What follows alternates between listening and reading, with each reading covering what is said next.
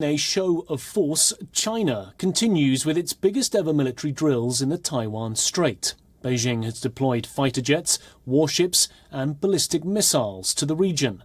The drills were expected to draw to a close on Sunday, but neither Beijing nor Taipei confirmed their conclusion. State Council also elaborated China's solemn position on the U.S. provocative actions violating China's sovereignty. He emphasized that cross-strait peace and stability is underpinned by One China principle, that the real guardrail for peaceful coexistence between China and the U.S. is the three joint communiques. Seeking independence, soliciting U.S. support leads nowhere, and containing China with the Taiwan question is doomed to fail. China has every reason to make strong response to U.S. Speaker Pelosi's insistence on making a visit to Taiwan in disregard of China's grave concerns and firm opposition. China says the eastern theatre of the Chinese army has continued to carry out joint exercises and training in the sea and airspace around the island of Taiwan. Beijing is also set to carry out live-fire drills in parts of the South China Sea and the Yellow Sea. Taiwan has announced its own drills will start on Tuesday. Premier Su Tseng-chang accused Beijing of barbarously disturbing the region's peace using military action. US Secretary of State Antony Blinken says Washington is determined to act responsibly to avoid a major global crisis.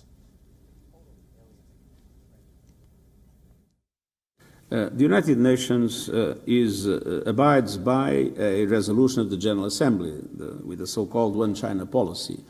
But we all want that resolution to correspond to a peaceful environment in relation to this question. I think it's very important to appeal, first of all, to common sense. This is a sensitive question. It needs to be treated with common sense.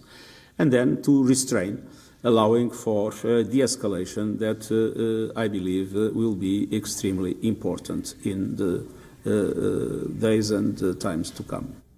Tensions peaked last week when US House Speaker Nancy Pelosi visited Taiwan for a trip.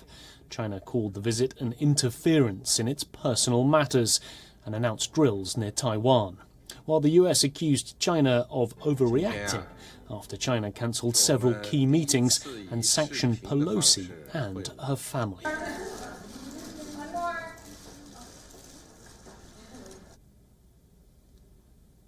Well, earlier we were joined by Lev Nachman, a political analyst from Taipei.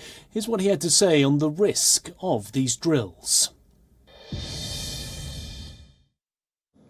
So it's important to keep in mind that military threats have been an ongoing, regular phenomenon in this part of the world for decades. In the last few years, there's been no shortage of Chinese jets flying into Taiwan's air defense identification zone. Where we see the escalation now in the last week is that military jet flyovers have moved from the air defense identification zone into the median line, which is a midpoint between Taiwan and China that has long been respected as a point that jets will not fly over, at least regularly, if not trying to conduct a threat. By moving from the air defense identification zone to the median line, this is really the sort of change in the status quo that China has been pushing ever since they've begun these new sets of military drills.